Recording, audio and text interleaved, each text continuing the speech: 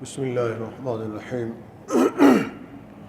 نحمده ونصلي على رسوله الكريم اما بعد اعوذ باللہ من الشیطان الرجیم بسم اللہ الرحمن الرحیم ولما جاء موسى لميقاتنا وكلمه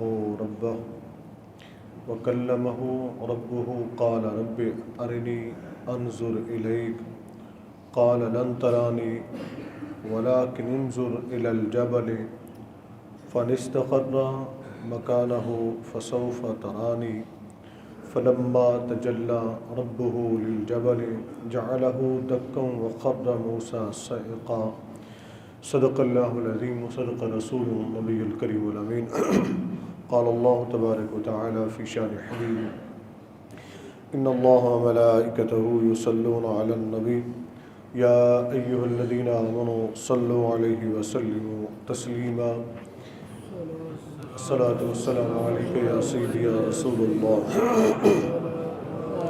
وعلی آلک واصحابک یا سیدی یا حبیب اللہ الصلاة والسلام علیک یا سیدی یا رسول اللہ وعلی آلک واصحابک یا سیدی یا رحمت للعالمین۔ دوستنا قریب آ جایا کریں، تھوڑا دائرہ بنا لیا کریں جس طرح ایک درس کی صورت ہوتی ہے، تاکہ سننے میں بھی مزہ آئے اور سنانے میں بھی جزاک اللہ۔ عزیزان گرامی قدر، آج پیر کا دن ہے اور پیر کے دن ہم نے سلسلہ شروع کیا نبی اکرم نور مجسم رحمت عالم صلی اللہ علیہ وآلہ وسلم کی سیرت طیبہ کا سلسلہ، اور اس سلسلے میں سب سے پہلے جیسا کہ میں نے عرض کیا تھا ہم ذکر کریں گے نبی اکرم نور مجسم صلی اللہ علیہ وآلہ وسلم کے حسن و جمال کا تذکرہ، کیونکہ کسی بھی شخصیت کی سیرت کو جاننے کے لیے اس کی صورت کا جاننا بہت ہی ضروری ہوتا ہے، اور جب انسان صورت کو جان لیتا ہے، صورت پیاری لگتی ہے تو پھر سیرت خود بخود پیاری لگنے لگ جاتی ہے۔ انسان کسی بھی انسان سے محبت کرتا ہے، اس کی چند وجوہات ہوتی ہیں، مثلا اس کی خوبصورتی کو دیکھتا ہے، اس کی اداؤں کو دیکھتا ہے، بولنے کے انداز کو دیکھتا ہے، کسی کی زلفیں اچھی لگ جاتی ہیں، کسی کا چہرہ اچھا لگ جاتا ہے، کسی کا اخلاق اچھا لگ جاتا ہے، کسی کا جود و سخا اچھا لگتا ہے، کسی کا غریبوں کی مدد کرنا اچھا لگتا ہے، کسی کا دکھ سکھ میں کام آنا اچھا لگتا ہے، تو کوئی نہ کوئی صفت دیکھ کر انسان کسی سے محبت کرتا ہے۔ لیکن میرے آقا صلی اللہ علیہ وسلم ایسی شخصیت ہے کہ آپ جس خوبی کو بھی دیکھنا چاہیں بدرجہ اتم آپ کے اندر موجود ہے، یعنی ہمارے نبی صلی اللہ علیہ وسلم کے اندر وہ خوبی بدرجہ اتم موجود ہے۔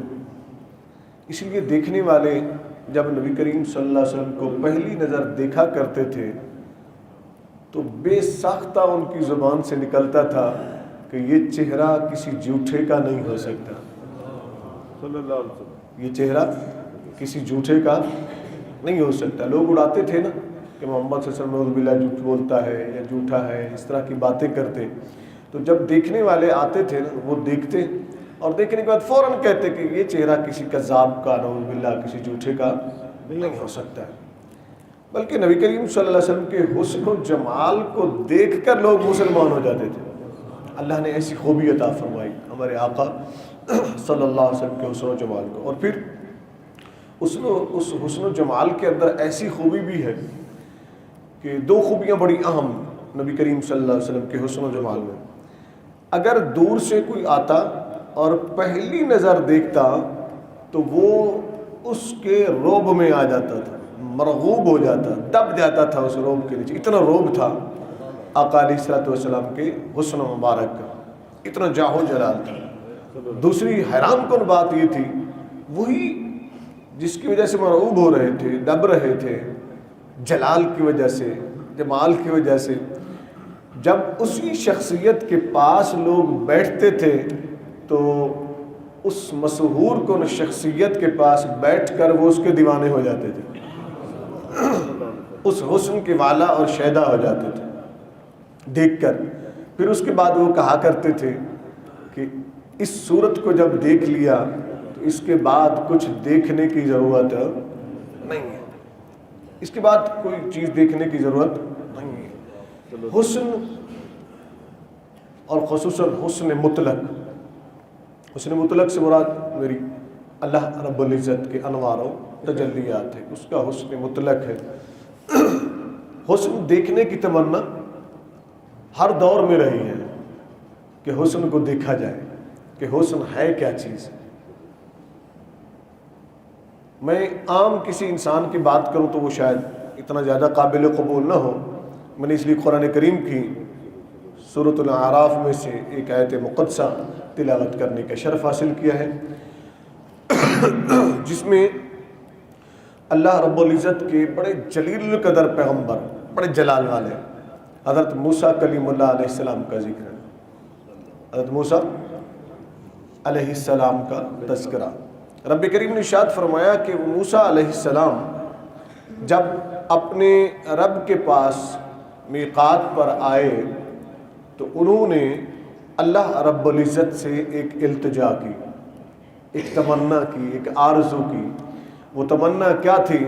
قال رب ارنی انظر الیک، انہوں نے کہا اے میرے رب، اے میرے اللہ، میں تجھے دیکھنا چاہتا ہوں، میں تجھے دیکھنا چاہتا ہوں۔ اے حقیقت منتظر کبھی نظر آ لباس بشر میں، تو وہ لباس مجاز میں، تو وہ کبھی کبھی تمنا کرتا ہے نا انسان کے لباس مجاز میں نظر آ جا، تو وہ حقیقت منتظر جو ہے، وہ حقیقی حسن و جمال اللہ رب العزت کا، تو موسیٰ علیہ السلام اس کی تمنا کر رہے ہیں کہ اللہ میں تجھے دیکھنا چاہتا ہوں۔ اب بڑی حیران کن بات یہ ہے کہ رب کریم یہ نہیں فرما رہا کہ میں نظر نہیں آ سکتا، ٹھیک ہے نا جی، رب کریم یہ نہیں فرما رہا ہے کہ میں نظر نہیں آ سکتا ہوں، میں دکھ نہیں سکتا ہوں۔ رب تبارک تعالیٰ ارشاد فرما رہا ہے، رب کریم نے موسیٰ علیہ السلام سے فرمایا قال لن ترانی ولكن انظر الى الجبل فان استقر مكانه فسوف ترانی۔ رب کریم فرماتا ہے اے موسیٰ، تو مجھے ہرگز نہیں دیکھ سکتا، تو نہیں دیکھ سکتا، یہ نہیں فرمایا کہ میں دکھ نہیں سکتا، یہ نہیں فرمایا کہ میں نظر آ نہیں سکتا۔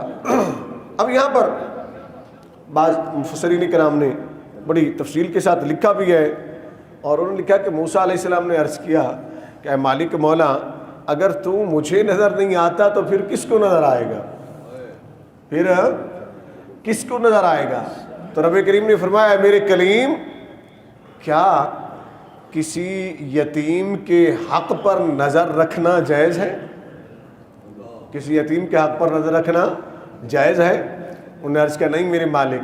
فرمایا کہ یہ میرا دیدار جو ہے نا، حسن مطلق کو دیکھنا، یہ حق ہے یتیم عبداللہ کا، جناب محمد الرسول اللہ صلی اللہ علیہ وسلم کا۔ پھر موسیٰ کلیم اللہ علیہ السلام کے دل کے اندر ایک اور تمنا پیدا ہوئی، انہوں نے کیا عرض کیا؟ انہوں نے عرض کیا مالک مولا، چل مجھے نہیں دکھاتا تو پھر ایسا کر جو تجھے دیکھ کے آئے اسے دکھا دے، یعنی جو تجھے دیکھ کے آئے مجھے اس کا دیدار کرا دے۔ یہ موسیٰ کلیم اللہ علیہ السلام نے 9 بار دعا کی، مفسرین کا ہم لکھا کہ کتنے بار؟ 9 بار انہوں نے دعا کی۔ جب دعا کی تو رب کریم نے ان کی دعا کو قبول فرماتے ہوئے فرمایا اے میرے کلیم، ایسا ہے کہ میں نے اپنے محبوب کو شب معراج کو بلانا ہے، شب معراج کو بلانا ہے، وہ میرا دیدار کریں گے، آپ کو میں وہاں راستے میں کھڑا کر دیتا ہوں، آپ انہیں دیکھ لیجئے گا۔ ان کی تمنا یہ تھی موسیٰ علیہ السلام کا کہ میرے اللہ، جو آنکھ تجھے دیکھ کے آئے نا، میں اس آنکھ کو دیکھ لیتا ہوں، اس کے اندر تو تیرے جلوے نظر آ جائیں گے نا، تیرے حسن کے جلوے نظر آ جائیں گے۔ تو رب کریم نے اب موسیٰ علیہ السلام کو چھٹے آسمان پر شب معراج کو کھڑا کیا تو وہاں اللہ رب العزت نے 50 نمازیں اس شب فرض کی. کتنے؟ 50 نمازیں. اللہ کو نہیں پتا تھا کہ آخر میں 5 ہی رہنی ہیں؟ بولے تو صحیح نا, پتا تھا نا اللہ کو آخر میں تو 5 ہی رہنی ہے نا. تو معلوم یہ ہوا کہ بسا اوقات ایسی بات کسی حکمت کے تحت کی جاتی ہے, لا علمی کے تحت نہیں ہوتی ہے. یہ ذہن میں رکھ لیں. یہ بہت بے شمار ایسی روایات اور واقعات موجود ہیں. تو رب کریم نے 50 نمازیں فرض کر دی. موسیٰ علیہ السلام آگے ہمارے نبی صلی اللہ علیہ وسلم کو ملے. اصل مدعا تو وہ تھا نا کہ ان آنکھوں کو دیکھنا ہے, ان آنکھوں کو دیکھنا ہے جو اللہ کو دیکھ کر آئی ہے. اب یہاں پہلے اس بات کو مکمل کر لیتے ہیں, موسیٰ کلیم اللہ علیہ السلام کی بات کو, پھر میں یہیں سے شروع کرتا ہوں. موسیٰ علیہ السلام کو رب کریم نے آگے فرمایا اے موسیٰ ہم ایسا کرتے ہیں کہ اپنی ایک تجلی وَلَٰكِنِ انظُرْ إِلَى الْجَبَلِ, ہم ایسا کرتے ہیں کہ پہاڑ پر اپنی ایک تجلی ڈالتے تو اس کی طرف دیکھ, اگر پہاڑ فَإِنِ اسْتَقَرَّ مَكَانَهُ فَسَوْفَ تَرَانِي, اگر پہاڑ اپنی جگہ رک گیا تو پھر تو مجھے دیکھ سکتا ہے. پہاڑ ٹھہر گیا, اتنے مضبوط پہاڑ طور اپنی جگہ پر ٹھہر گیا تو پھر تو مجھے دیکھ سکتا ہے, ورنہ تو مجھے دیکھ نہیں سکتا ہے. موسیٰ کلیم اللہ علیہ السلام نے ٹھیک ہے مولا ایسا کر لے. رب کریم نے فلما تجلی فرمایا فلما تجلی ربہ للجبل جعلہ دکا وخر موسیٰ صعقا, رب کریم نے پہاڑ پر طور پر اپنی تجلی کو ڈالا تو وہ پہاڑ جو ہے وہ جل کر راکھ ہو گیا اور موسیٰ علیہ السلام گرے اور بے ہوش ہو گئے. گرے اور بے ہوش ہو گئے. آپ جانتے یہ تجلی کتنا تھی. امام اسماعیل حقی رحمۃ اللہ علیہ تفسیر روح البیان کے اندر اسی آیت کے تحت تفسیر کرتے ہوئے لکھتے ہیں کہ سوئی کے سوراخ, سوئی کا جو ناکا ہوتا ہے نا, سوراخ جس کپڑے سینے والی سوئی, اس میں جو دھاگا ڈالتے ہیں اسے ناکا کہتے ہیں, سوراخ, اس ناکے کے کروڑویں حصے کے برابر تھی. سوئی کے سوراخ کے ناکے کے کروڑویں حصے کے برابر تھی وہ تجلی, انوار کی تجلی, اللہ کے انوار کی تجلی جو اللہ عز و جل نے کوہ طور پر ڈالی, پہاڑ پر ڈالی اور وہ راکھ ہو گیا. موسیٰ علیہ السلام گرے اور بے ہوش ہو گئے. تو اس وقت جب موسیٰ علیہ السلام اٹھے, اب ذرا غور کیجئے, موسیٰ علیہ السلام اٹھے, ہوش میں آئے, تو موسیٰ علیہ السلام جس طرف نگاہ کرتے تھے نا, جس طرف نگاہ کرتے تھے وہ جو چیز سامنے آتی تھی وہ جل کے راکھ ہو جاتی تھی, جل کے راکھ ہو جاتی. آنکھوں پر ہاتھ دے لیا, آنکھیں بند کر لیا, اب چل رہے ہیں, بڑی تنگ ہو رہے ہیں چلتے ہوئی. تو رب کریم جبرائیل امین سے فرماتے جبرائیل میرے کلیم بڑے تنگ ہو رہے ہیں, میرا موسیٰ, میرا کلیم, میرا پیغمبر بڑا تنگ ہو رہا ہے, ایسا کر جنت سے ایک حجاب لے جا, حجاب جمال, وہ لے جا اور لے جا کر میرے کلیم کی آنکھوں پر ڈال دے تاکہ وہ آنکھیں کھول کر چل سکے اور وہ نور جو ہے چھن چھن کر آگے جائے اور کسی چیز کو نقصان نہ دے, کسی چیز کو نقصان نہ دے. دوسری روایت, موسیٰ علیہ السلام آنکھوں پر ہاتھ دیے ہوئے گھر پہنچے. جب گھر پہنچے تو آپ کی زوجہ محترمہ نے دیکھا کہ آج کلیم اللہ علیہ السلام نے آنکھیں بند کی ہوئی ہیں, ہاتھ دیا ہوا ہے, اس کی کیا وجہ ہو سکتی ہے؟ تم نے عرض کیا اللہ کے کلیم آپ نے آنکھوں پر ہاتھ کیوں دیا ہوا ہے؟ حسن مطلق دیکھنے کی تمنا, بات میں یہاں سے کر رہا ہوں. حسن کا متلاشی ہر شخص ہے, کاش کہ ہم حسن مطلق کے متلاشی ہو جائیں, اور جو اس حسن مطلق کا مظہر کامل ہے اس حسن کے متلاشی ہو جائے, اس حسن کے بارے میں ہم جان لیں. تو موسیٰ کلیم اللہ علیہ السلام کی زوجہ محترمہ پوچھتی ہیں اے اللہ کے کریم یہ کیا؟ فرمایا دور رہو مجھ سے, اس میں بات مت کر. گا کیوں؟ کہا اس لیے کہ آج میں اللہ کے انوار کا دیدار کر کے آ رہا ہوں, اللہ کے انوار کا دیدار کر کے آ رہا ہوں. اے کریم پھر اپنی آنکھوں سے ہاتھ تو ہٹائیے تاکہ میں وہ آنکھ تو دیکھ لوں جس نے اللہ کے انوار کو دیکھا ہے, میں بھی تو اس کا دیدار کر لوں. کہا تو برداشت نہیں کر پائے گی, موسیٰ کلیم اللہ علیہ السلام کی زوجہ محترمہ عرض کرتی ہیں ایسا کرتی ہوں میں اپنی ایک آنکھ کو بند کر لیتی ہوں، ایک آنکھ کھول لیتی ہوں، اگر ضائع ہوگی تو ایک ضائع ہوگی، دوسری تو باقی ہوگی نا۔ تو انہوں نے کہا چل تو ضد کرتی ہے تو ایسا کر لیتی ہیں۔ انہوں نے ایک آنکھ بند کی، ایک کھول دی، جب کھول کر دیکھا تو وہ آنکھ جاتی رہی، بنائی چلی گئی۔ پھر انہوں نے فوراً اس پہ ہاتھ رکھ لیا۔ یہ ہے دیدار کی تڑپ، یہ ہے حسن مطلق کو دیکھنے کی تڑپ۔ جب اس حسن کا ذوق پیدا ہو جائے، شوق پیدا ہو جائے، اس سے محبت پیدا ہو جائے تو پھر کچھ بھی نہیں دیکھا جاتا۔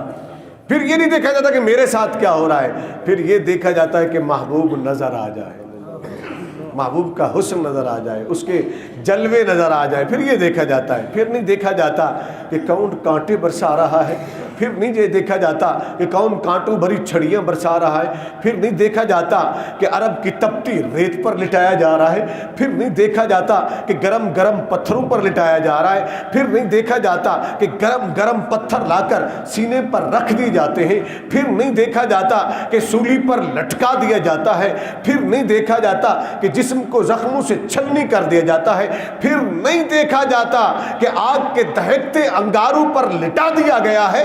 اگر دیکھا جاتا ہے تو ایک ہی بات، وہ کہتے ہیں کہ محبوب کا نام نہ لے، یہ ہر کانٹوں بھری چھڑی پر کہتے یا محمد یا محمد، محبوب کا نام لیتے ہیں۔ اس لیے کہ جب دل میں عشق آ جائے، جب دل میں محبت آ جائے، جب تعلق قائم ہو جائے، جب تڑپ پیدا ہو جائے تو پھر انسان کو کسی اور چیز کی تمنا نہیں رہتی ہے۔ انہوں نے ایک آنکھ بند کر لی، پھر دوسری آنکھ کھولی، کہا کہ اے میرے کلیم میری آنکھ سلامت ہے، میں دیکھنا چاہتی ہوں، ہاتھ ہٹائیے۔ انہوں نے ہاتھ ہٹایا، دوسری آنکھ بھی جاتی رہی، پھر بعد میں اللہ سے دعا کی، رب کریم نے ان کی بینائی کو لوٹا دیا۔ اب یہ تھی تجلی، کیا تھی؟ اونچی بول دینا، تجلی، انوار کی تجلی تھی، سوئی کے سوراخ کے کروڑویں حصے کے برابر۔ یہاں امام اسماعیل حقی رحمۃ اللہ علیہ لکھتے ہیں، اور معارج النبوت کے اندر علامہ کاشفی لکھتے، دیگر ائمہ کرام نے بھی اس روایت کو لکھا۔ وہ کہتے ہیں کہ موسیٰ علیہ السلام کی بینائی کا یہ عالم ہو گیا 30 میل کی دوری پر۔ کتنے؟ 30 میل دیسی والے نا، اب کلومیٹر خود نکال لیجیے گا۔ 30 میل کی دوری کے اوپر اندھیری رات میں، اندھیری رات سیاہ رات ہوتی ہے نا، مرادی ہے اندھیری سیاہ رات میں، کالے پتھر پر چلنے والی سیاہ چونٹی کو موسیٰ علیہ السلام دیکھ لیا کرتے تھے۔ موسیٰ علیہ السلام دیکھ لیا کرتے تھے۔ پھر سن لیں، 30 میل کی دوری پر، بعد نے اس سے زیادہ لکھا، جو میں نے کم والی روایت ہے وہ لے لی۔ 30 میل کی دوری پر اندھیری رات میں سیاہ چونٹی کو موسیٰ علیہ السلام چلتے ہوئے دیکھ لیا کرتے تھے۔ جب سوئی کے ناکے کے کروڑویں حصے کے برابر جس نے تجلی الہی کو دیکھا، اس کی نگاہ کا عالم یہ ہے، تو جس نے ذات رب العلا کو دیکھا، انوار کو دیکھنے والے کی دید کا یہ عالم ہے، نگاہ کا یہ عالم ہے۔ جس نے ذات الہ کو دیکھا، کس طرح دیکھا؟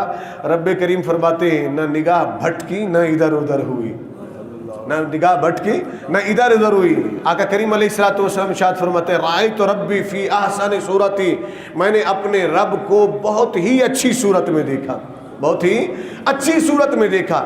اب انوار کروڑویں حصے سوئی کے ناکے کے برابر دیکھنے والے کہ نگاہ کا یہ عالم ہے، اور جس نے ذات الہ کو دیکھا اس کی نگاہ کا عالم کیا ہے؟ یہ اندازہ آپ خود لگا سکتے ہیں۔ اس شاک یوں نہیں کہتے ہیں کہ ہم یہاں ہوں یا ہم کہیں بھی ہوں، ہمارے آقا ہمیں دیکھتے ہیں، ہمیں دیکھتے ہیں۔ یہ اس پر آگے چل کر میں انشاءاللہ ذکر کروں گا نگاہ مصطفیٰ، جب آنکھوں کا تذکرہ ہوگا صلی اللہ علیہ وسلم تو پھر اس میں ہم نگاہ مصطفیٰ کا بھی ذکر کریں گے۔ اب موسیٰ علیہ السلام یہ تمنا کریں اس حسن مطلق کو دیکھنے کی، اسی حسن کو دیکھنے کی تمنا دنیا میں بھی پیدا ہوئی، انسانوں کے اندر بھی پیدا ہوئی، کائنات کے اندر بھی پیدا ہوئی۔ اے اللہ، یہ جو تیرا حسن مطلق ہے وہ کہاں نظر آ سکتا ہے، ہم اسے دیکھنا چاہیں۔ فرمایا ابراہیم خلیل اللہ علیہ السلام نے بھی عرض کی، تو رب کریم نے فرمایا انہیں ہم نے دکھایا زمین و آسمان کے اندر اپنی نشانیوں کو۔ تو رب کریم نے قرآن کریم میں جگہ جگہ بیان فرمایا ہے، متعدد مقام پر بیان فرمایا کہ ہم نے اپنے حسن کو کائنات میں بکھیر دیا ہے۔ دیکھو، زمینوں کو دیکھو، آبشاروں کو دیکھو، فضاؤں کو دیکھو، ہواؤں کو دیکھو، پہاڑوں کو دیکھو، درختوں کی بلندیوں کو دیکھو، آسمانوں کو دیکھو، چہچہاتے پرندوں کو دیکھو، برستی برسات کو دیکھو، شبنم کے گرتے قطروں کو دیکھو، لہلہاتے پھولوں کو دیکھو، لہلہاتی کلیوں کو دیکھو. تم جدھر دکھاؤ دیکھو گے. فَأَيْنَمَا تَوَلُّوا فَثَمَّ وَجْهُ اللَّهِ، تم جدھر رخ کرو گے ادھر اللہ کو پاؤ گے، ادھر اللہ کو پاؤ گے. التجا تو کی نا دنیا نے، اے مالک مولا یہ جو تیرا بکھرا ہوا حسن ہے، یہ تیرے حسن کے نظارے ہیں، یہ کہیں یکجا بھی ہمیں نظر آ سکتے ہیں، کہیں یکجا بھی ہمیں نظر آ سکتے ہیں. فرمایا اگر یکجا حصی طور پر دیکھنا چاہتے ہو، یعنی محسوس طور پر کہ تم محسوس کر سکو، تم دیکھنا چاہتے ہو کہ وہ یکجا نظر آئیں، تو پھر ایسا کرو، رخ کرو مکۃ المکرمہ کی طرف، رخ کرو مدینہ المنورہ کی طرف. وہاں ایک شخصیت بیٹھی ہیں، عبداللہ کے درے یتیم ہیں، عبد المطلب کے پوتے ہیں، آمنہ کے لخت جگر ہیں، میرے محبوب ہیں. نام ہے ان کا محمد الرسول اللہ صلی اللہ علیہ وسلم.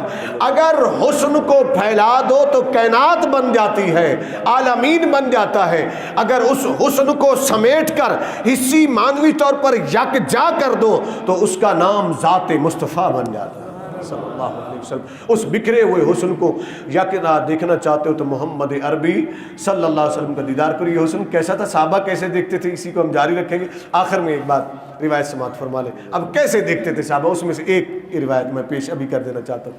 حضرت جابر بن سمرہ رضی اللہ تعالیٰ عنہ آپ کے اور میرے نبی کے بہت بڑے صحابی، بہت پیارے صحابی ہیں. یہ آئے نبی کریم صلی اللہ علیہ وسلم کی بارگاہ میں بیٹھے ہوئے ہیں. 14ویں کی رات تھی. کون سی رات تھی؟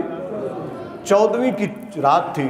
اور آپ کو پتا ہے 14ویں کی رات کو چاند بڑے جوبن پر ہوتا ہے، چاند بڑے جوبن پر ہوتا ہے. یہ بڑی مخلوقات کا یہ بھی محبوب ہے نا چاند، اور چاند کی بڑی مثالیں دیتے ہیں. اپنے محبوب کو لوگ چاند سے تشبیہ دیتے ہیں.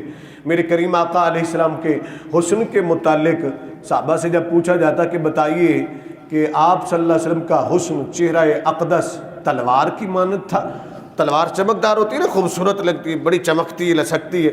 تو تلوار کی معنی وہ کہتے ہیں لا بل مثل لہ القمر، بلکہ وہ قمر کی مثل تھا، یعنی چاند کی مثل. جس طرح چاند، یعنی اس کی طرح نہیں، دیکھنے میں جیسے چاند خوبصورت نظر آتا ہے، ہمارے آقا صلی اللہ علیہ وسلم کا حسن ملاحت والا تھا. اب یہ تو چاند سے بات کی نا، اب ذرا دیکھیے کہ اس کے متعلق حضرت جابر بن سمرہ کیا کہتے ہیں. اور فرماتے ہیں کہ میں آقا کریم علیہ السلام کے پاس بیٹھا تھا، کبھی میں چہرہ مصطفیٰ کو دیکھتا صلی اللہ علیہ وسلم، اور کبھی میں چاند کو دیکھا کرتا تھا، کبھی میں چاند کو دیکھتا. بار بار یہ میں دیکھ رہا تھا، فیصلہ نہیں کر پا رہا تھا میں کہ 14ویں کا چمکتا ہوا چاند اور میرے مدنی چاند صلی اللہ علیہ وسلم، میرے آقا صلی اللہ علیہ وسلم بیٹھے ہوئے ہیں، کہ ان میں سے زیادہ خوبصورت کون ہے. بالآخر حضرت جابر بن سمرہ سے جب پوچھا، ایک روایت میں تھا کہ نبی کریم صلی اللہ علیہ وسلم نے پوچھا کہ جابر یہ کیا دیکھ رہے ہو؟ تو عرض کیا آقا میں دیکھ رہا ہوں کبھی آپ کے چہرے کو، کبھی آسمان کو. اس کی وجہ یہ ہے کہ میں یہ فیصلہ نہیں کر پا رہا ہوں کہ چاند زیادہ سونا ہے کہ آپ زیادہ سونے ہیں. چاند کے اندر زیادہ حسن ہے یا آپ کے اندر زیادہ حسن ہے؟ پھر پوچھا گیا کہ بتاؤ کہاں پہنچے، کس نتیجے پر پہنچے؟ تو عرض کی یا رسول اللہ صلی اللہ علیہ وسلم آپ کا چہرہ بہت سونا ہے، چاند سے بہت زیادہ سونا ہے، بہت زیادہ خوبصورت ہے. کہا کیوں؟ عرض کی آقا اس لیے کہ چاند کے چہرے پر داغ ہیں، میرے آقا کا چہرہ صاف ہے، میرے آقا صلی اللہ علیہ وسلم کا چہرہ صاف ہے. اسی صاف چہرے کی تمنا ہے اے مالک مولا ہمیں بھی اس کا دیدار کرا دے. جس کو ایک بار دیدار ہوا اسے بار بار دیدار عطا فرما دے. اللہ تعالیٰ آپ کو سب کو سلامتی عطا فرمائے. مزید اسی پر گفتگو ہوگی انشاءاللہ آئندہ پیر کو. اللہ تعالیٰ ہمیں نبی کریم صلی اللہ علیہ وسلم کی سیرت طیبہ کو جاننے، اس پر عمل کرنے کی توفیق عطا فرمائے.